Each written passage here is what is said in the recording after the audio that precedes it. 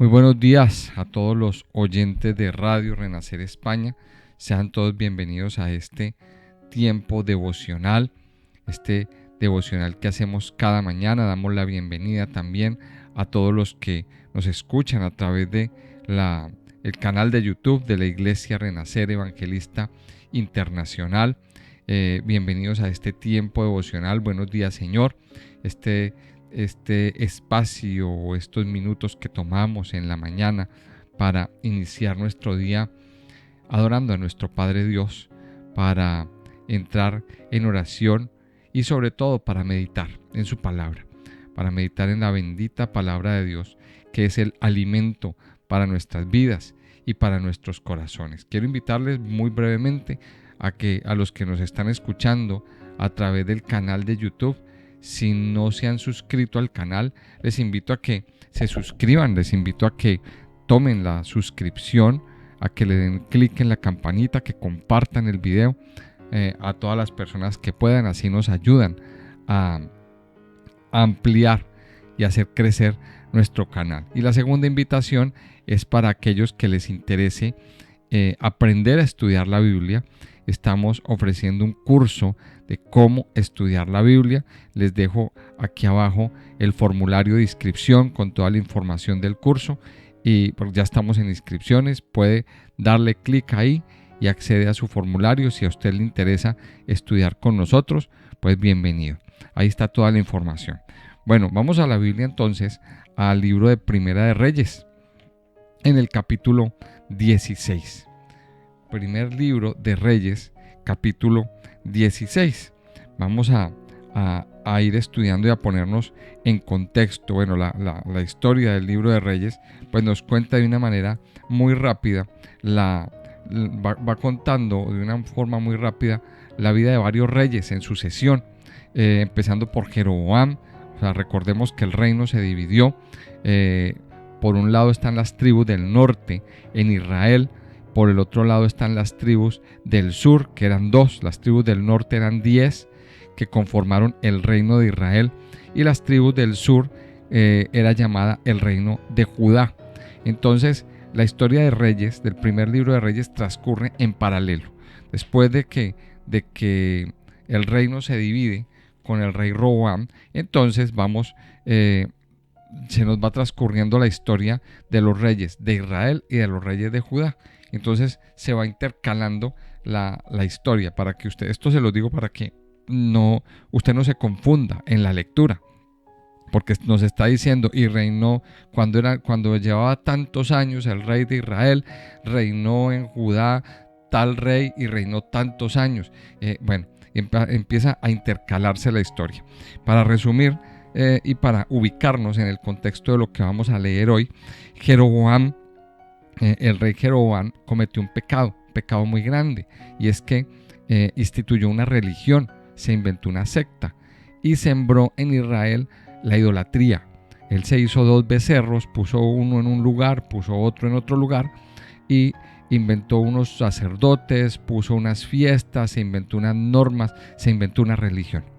Y toda la gente pues se fue detrás de esos ídolos en Israel. Ahora, por esos ídolos y por esa idolatría, Dios juzgó a Jeroboam y levanta un profeta que viene y le habla, y le dice unas palabras muy fuertes por ese pecado. Entonces aquí vemos cómo Dios va levantando poco a poco la figura del profeta.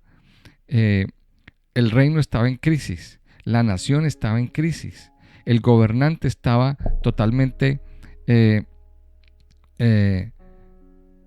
otra onda, digámoslo así.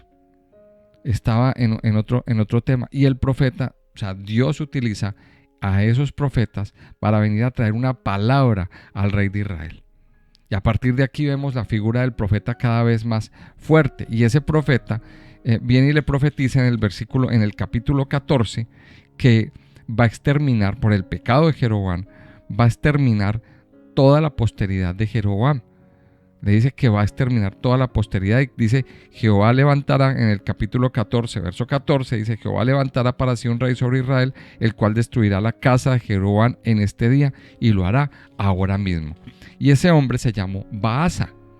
Y ahora vamos a leer en el capítulo 16, pero vamos a iniciar desde el capítulo 15, versículo 33.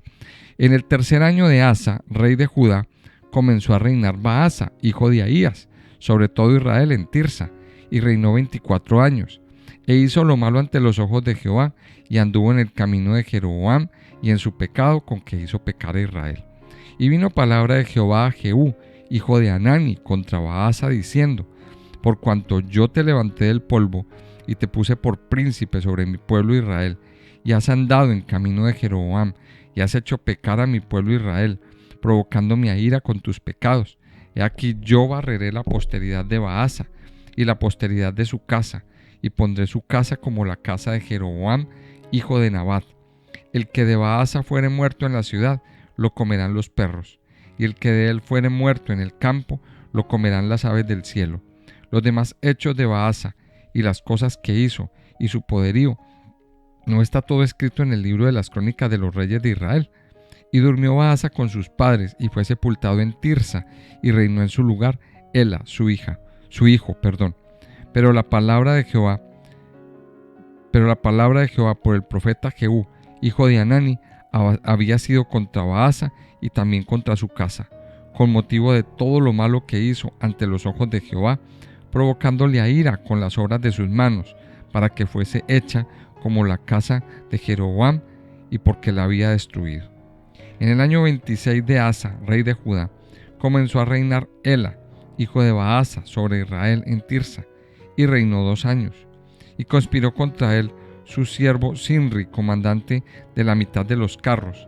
Y estando él en Tirsa, bebiendo y embriagado, en casa de Arsa, su mayordomo, en Tirsa, vino Sinri y lo hirió y lo mató, en el año 27 de Asa, rey de Judá, y reinó en lugar suyo. Y luego que llegó a reinar y estuvo sentado en su trono, mató a toda la casa de Baasa, sin dejar en ella varón, ni parientes, ni amigos. Así exterminó Sinri a toda la casa de Baasa, conforme a la palabra que Jehová había proferido contra Baasa por medio del profeta Jehú, por todos los pecados de Baasa y los pecados de Ela, su hijo, con los cuales ellos pecaron e hicieron pecar a Israel, provocando a enojo con sus vanidades a Jehová, Dios de Israel. Los demás hechos de Ela y todo lo que hizo, ¿no está todo escrito en el libro de las crónicas de los reyes de Israel? En el año 27 de Asa, rey de Judá, comenzó a reinar Sinri, y reinó 7 días en Tirsa, y el pueblo había acampado contra Gibetón, ciudad de los filisteos. Y el pueblo que estaba en el campamento oyó decir: Sinri ha conspirado y ha dado muerte al rey. Entonces todo Israel puso aquel mismo día por rey sobre Israel a Omri, general del ejército, en el campo de batalla. Y subió Omri de Gibetón, y con él todo Israel, y sitiaron a Tirsa. Mas viendo Sinri tomada la ciudad, se metió en el palacio de la casa real y prendió fuego a la casa consigo, y así murió, por los pecados que había cometido, haciendo lo malo ante los ojos de Jehová, y andando en los caminos de Jeroboam, y en su pecado que cometió, haciendo pecar a Israel. El resto de los hechos de Sinri y la conspiración que hizo, ¿no está todo escrito en el libro de las crónicas de los reyes de Israel? Bueno, vamos a parar ahí y vamos a mirar esta porción que está bien interesante. Mire, lo que vemos aquí es, aquí hay varias cosas. Primero nos cuenta el reinado de este hombre, Baasa. ¿Baasa quién era? Bueno, primero Baasa reinó sobre Israel. Vamos a irnos ubicando. Como les decía al principio, hubo unos reyes en Israel y hubo otros reyes en Judá. Y los reyes de Israel se caracterizaron porque todos cometieron pecado, todos hicieron abominación, no hubo ninguno bueno, Pero vamos a ver que aquí hay varias cosas. Primero, Baasa, hablemos de Baasa. ¿Quién era Baasa? Baasa fue recordemos lo que nos decía en Primera de Reyes 14, cuando Dios le dio la profecía a Jeroboam, que le dijo que iba a levantar a alguien que exterminara la casa de Jeroboam. Y aquí vemos una cosa en común que tienen con Jeroboam y con Baasa. Primero, que Jeroboam cometió un pecado de idolatría, un pecado bastante grande. Indujo al pueblo a pecar, indujo al pueblo a hacer algo que estaba prohibido por Dios. Que no se nos puede olvidar que Dios, si alguna cosa prohíbe de primera mano, es la idolatría. Cuando usted y yo miramos los 10 mandamientos, el primer mandamiento que Dios le entregó al pueblo de Israel en Éxodo 20, el primer mandamiento que Dios le entregó al pueblo de Israel en Éxodo 20, lo vamos a leer ya mismo y lo vamos a recordar. Éxodo 23 en adelante. Dice así: no tendrás dioses ajenos delante de mí.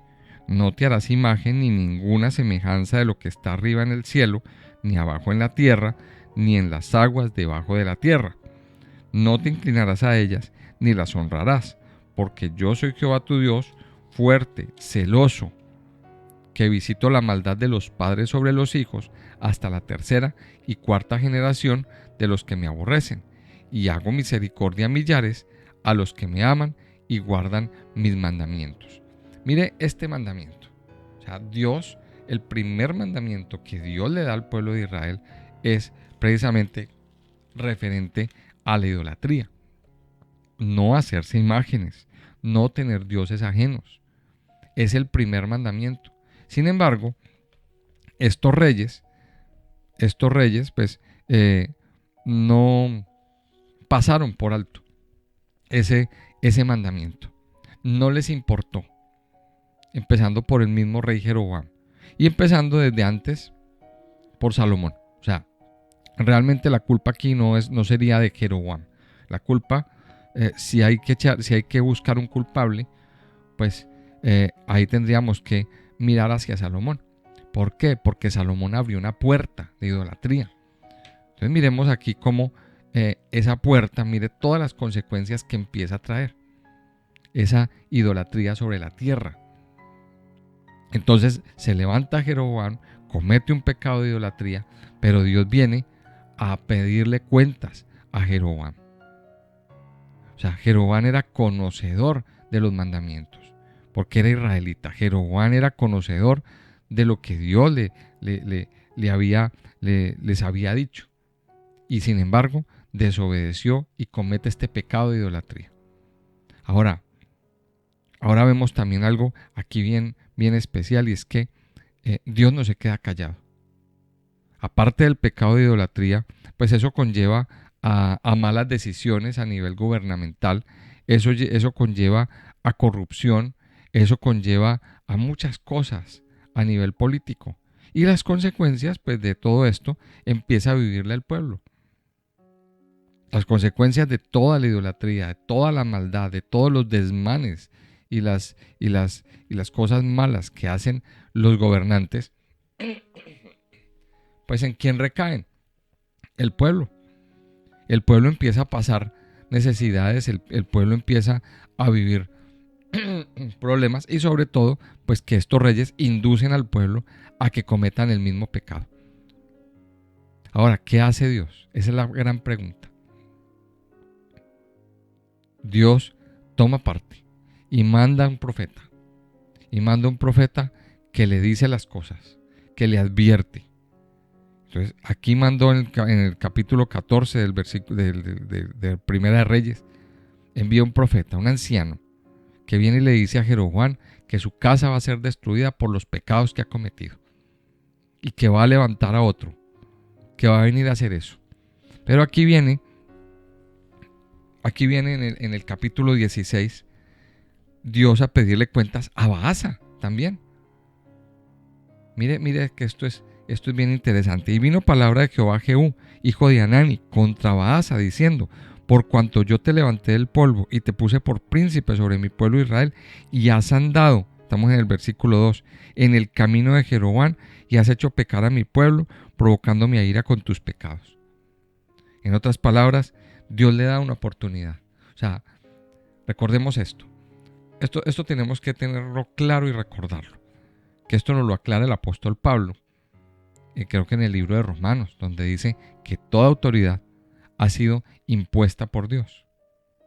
O sea, no hay autoridad que no haya sido colocada por el Señor. O sea que Dios le da una oportunidad a Baasa de gobernar, le da un privilegio, le da un regalo. Pero Baasa no hace lo que tiene que hacer. Baasa no hace lo que tiene que hacer. Por tanto, como Baasa desobedece y hace las cosas mal, pues Dios tiene que venir a intervenir y a juzgar. Y miremos que aquí una vez más Dios mete su mano. Una y otra vez. Dios está metiendo su mano. ¿Por qué? Porque Dios espera que haya un arrepentimiento verdadero. Dios espera que haya un arrepentimiento de todo corazón. Porque Dios ama a su pueblo. Porque Dios tiene un pacto con su pueblo. Y a Dios le duele lo que está pasando. Lo mismo Dios lo espera de los gobernantes hoy en día. Dios espera que los gobernantes se arrepientan delante de Dios. Pero no vamos a seguir hablando de política, porque eso lo vemos a diario. Hablemos de que Dios a nosotros como nos ha dado una autoridad, a los padres, a los siervos, a los líderes. Dios nos ha dado una autoridad, pero pensemos en la autoridad como padres. Dios te dio una autoridad en tu casa. Dios te dio una autoridad. Ahora, la pregunta es, ¿qué estás haciendo con esa autoridad? Si cuando no hacemos las cosas como Dios nos las ha mandado, cuando no tenemos temor de Dios en nuestra vida, sino que persistimos en pecar, Dios tiene que venir a meter su mano y tiene que venir a reprender, tiene que venir a darnos la vara, a darnos la disciplina. Y aquí levanta Dios un profeta que viene a traer una palabra sobre este hombre Baasa. Y dice el versículo 3, he aquí yo barreré la posteridad de Baasa y la posteridad de su casa, y pondré su casa como la casa de Jeroboam, hijo de Nabat. Mire que ya aquí tenemos dos posteridades arruinadas. La casa de Jeroboam no prosperó. Ahora se levanta Baasa y también Dios le da la misma profecía. Dios le trae el mismo mensaje. ¿Por qué? Porque insiste en pecar. Porque insiste en el mismo problema, en el mismo pecado. Y aquí viene un mensaje bastante fuerte. ¿Hasta cuándo? ¿Hasta cuándo no va a haber un arrepentimiento verdadero? Ese es el mensaje. Dios esperaba que Baasa volviera su corazón al Señor. No había ninguna excusa. Pero dice aquí que siguió en el camino de Jeroboam. Dice, y has andado en el camino de Jeroboam y has hecho pecar a mi pueblo Israel, provocándome a ira con tus pecados. Y Dios juzga el pecado, porque Dios aborrece el pecado. Si es algo que lo tenemos que tener muy claro. Ahora sigue diciendo, dice, en el año 26 de Asa, rey de Judá, comenzó a reinar Ela. Dice, versículo 7. Dice el versículo 7, pero la palabra de Jehová por el profeta Jehú, hijo de Anani, había sido contra Baasa y también contra su casa, con motivo de todo lo malo que hizo ante los ojos de Jehová, provocándole a ira con las obras de sus manos, para que fuese hecha como la casa de Jeroboam, y porque la había destruido. Dios cumplió. Dios cumple sus promesas. Sean buenas o sean también no tan buenas. Y eso nos muestra que Dios es un buen padre. Un buen padre cumple lo que promete. Cumple lo que promete. Sea positivo o sea negativo. Por ejemplo, si su hijo se comporta mal, no merece un premio, ¿verdad? Si su hijo se comporta mal, un buen padre le dice a su hijo: mira, que como te has portado mal, como te fue mal en el colegio, como hiciste mal esto, hoy no vas a salir, hoy no vas a hacer tal cosa, hoy no vas a ver la televisión, digamos. Pero un buen padre lo cumple. Un buen padre, si esa fue la promesa, si usted le dijo a su hijo eso, debe cumplirlo. ¿Por qué? Porque usted lo ama. Porque aún en la disciplina debe haber un cumplimiento. En la disciplina debe haber un cumplimiento. Entonces, miremos que aquí se muestra el amor de Dios también. Ahora se levanta otro hombre. Dice en el versículo 12, un hombre llamado Simri. Un hombre llamado Simri que destruyó a Baasa. Destruyó a Baasa y se sentó, dice, vino Simri y lo hirió y lo mató en el año 27 de Asa, rey de Judá, y reinó en lugar suyo. Luego que llegó a reinar y estuvo sentado en su trono, mató a toda la casa de Baasa, sin dejar en ella varón, ni pariente, ni amigos. Así exterminó Simri a toda la casa de Baasa, conforme a la palabra que Jehová había proferido contra Baasa por medio del profeta Jehú. Por todos los pecados de Baasa y los pecados de Ela, su hijo, con los cuales ellos pecaron e hicieron pecar a Israel, provocando a enojo con sus vanidades a Jehová, Dios de Israel. Por todo lo que hicieron, Dios juzga.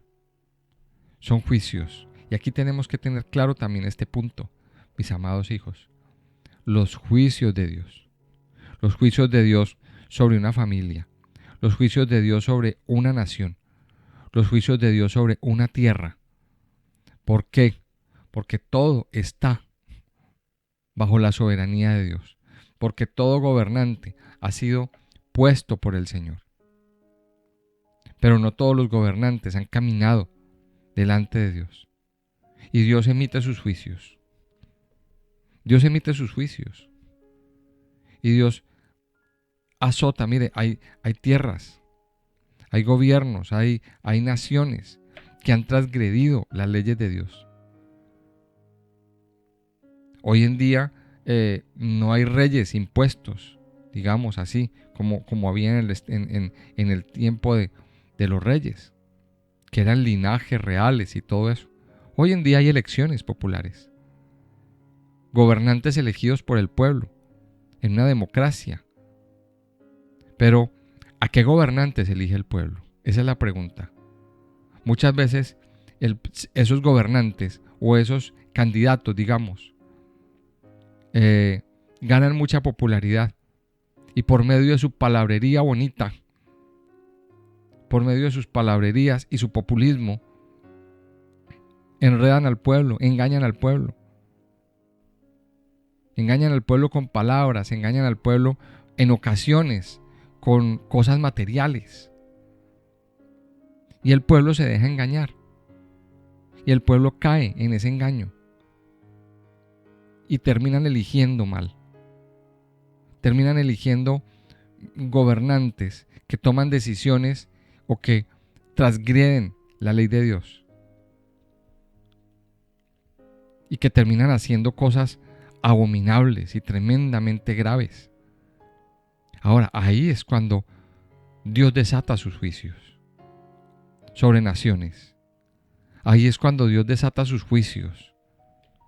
Y en esos juicios no es nada más ni nada menos que un llamado al arrepentimiento. Pero muchos pueblos, muchas naciones no lo quieren ver así.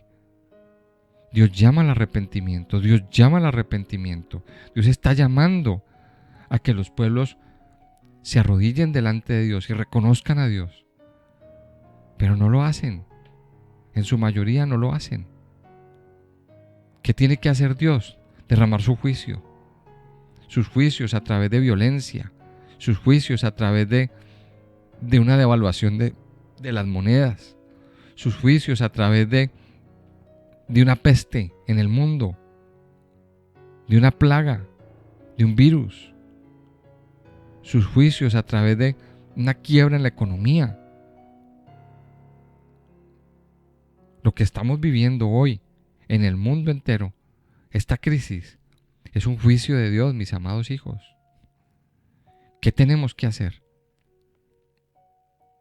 Es un llamado al arrepentimiento. Es un llamado a corregirnos. Es un llamado a corregirnos. Un llamado a volver nuestros ojos al Señor. Ese es el llamado. Aquí vemos como una serie de gobernantes, unos derrocan a los otros. Y se subió Sinri y luego se subió este hombre Onri, general del ejército. Y por los pecados que había cometido Sinri, Dios lo juzgó también. Y aquí lo dice en el versículo 19 y en el versículo 18 y 19, por los pecados que había cometido, haciendo lo malo ante los ojos de Jehová y andando en los caminos de Jeroboam y en su pecado que cometió, haciendo pecar a Israel. Mire, no pensemos que vamos a pecar y vamos a quedar impunes. Dios espera siempre un arrepentimiento.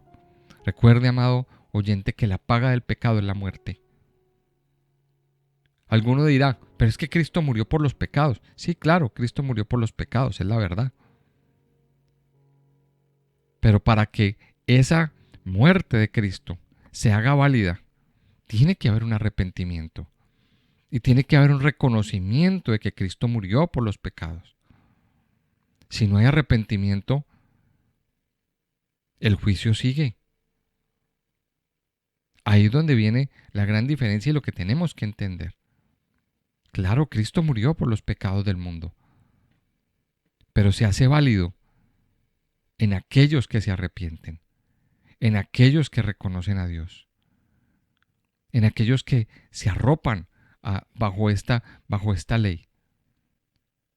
Total que si no hay un arrepentimiento en el corazón, el juicio viene, mis amados. El juicio vendrá. No tardará. Por lo tanto, aquí tiene que haber un arrepentimiento. Esa es la palabra clave de hoy. Estos reyes no se arrepintieron y llevaron al gobierno poco a poco, llevaron al pueblo poco a poco, a la nación poco a poco a una ruina. Y aquí nos queda el relato en un hombre llamado Omri. Este hombre llamado Omri, y aquí se va a derivar otro rey del cual se va a hablar en la segunda parte del libro de Reyes, que se llama Acab. Ese lo vamos a ver mañana en nuestro devocional. De momento vamos a dejar ahí, en este tiempo devocional. Y vamos a pedirle al Señor que derrame de su misericordia y que derrame de su amor. Padre Santo y Poderoso, yo te doy gracias en esta mañana. Gracias por permitirnos una vez más estar en tu presencia, deleitarnos en tu amor, deleitarnos en tu misericordia y en tu bondad. Padre Santo y Poderoso Dios, tú eres Dios de misericordia, tú eres Dios de amor. En Éxodo, en el capítulo 20, cuando tú le das al pueblo de Israel los 10 mandamientos, ese primer mandamiento, tú mismo dices que tú eres Dios fuerte, celoso, que visitas la maldad de los padres sobre los hijos hasta la tercera y cuarta generación de los que me aborrecen. Padre Dios, hoy te pedimos que nos ayudes a cerrar puertas. Hoy hemos visto, Señor, en este devocional, cómo una y otra vez se cumple tu palabra. Cuando un hombre, un gobernante, un padre de familia comete un pecado, ese pecado alcanza a sus generaciones. Y esos hijos, esos nietos, esos descendientes, luego son víctimas de esa maldición. Padre, ayúdanos, Señor, a tener un arrepentimiento verdadero. Ayúdanos, Padre, a rectificarnos delante de ti. Ayúdanos, Padre, a corregirnos. Hoy te pedimos perdón, Señor. Te pedimos perdón por nuestros pecados, por nuestras fallas, por las desobediencias, por todas las cosas desagradables delante de tus ojos que hemos cometido, Señor. Padre, hoy te pedimos que fortalezca nuestra posteridad, Señor. Hoy hemos visto un espejo, Padre Dios, de cómo se cortó esa posteridad, de cómo se acabó, Señor, en los linajes familiares por los pecados cometidos. Hoy bendecimos, Señor, nuestra posteridad. Hoy bendecimos nuestras generaciones, Señor.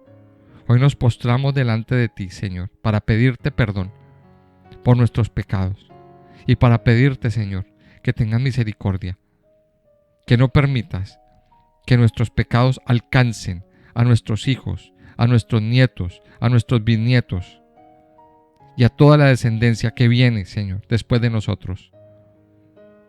Padre Santo, hoy levantamos a ti nuestras manos y te pedimos que nos corrijas, que nos rectifiques, que nos permitas hoy rectificar nuestro camino, Señor. Hoy bendecimos, Señor. Hoy bendecimos a nuestro linaje. Hoy bendecimos, Señor, nuestra posteridad. Y te pedimos, Señor, que nos permitas ver con nuestros ojos nuestra descendencia en buena parte. Que nos permitas ver, Señor, una descendencia bendecida.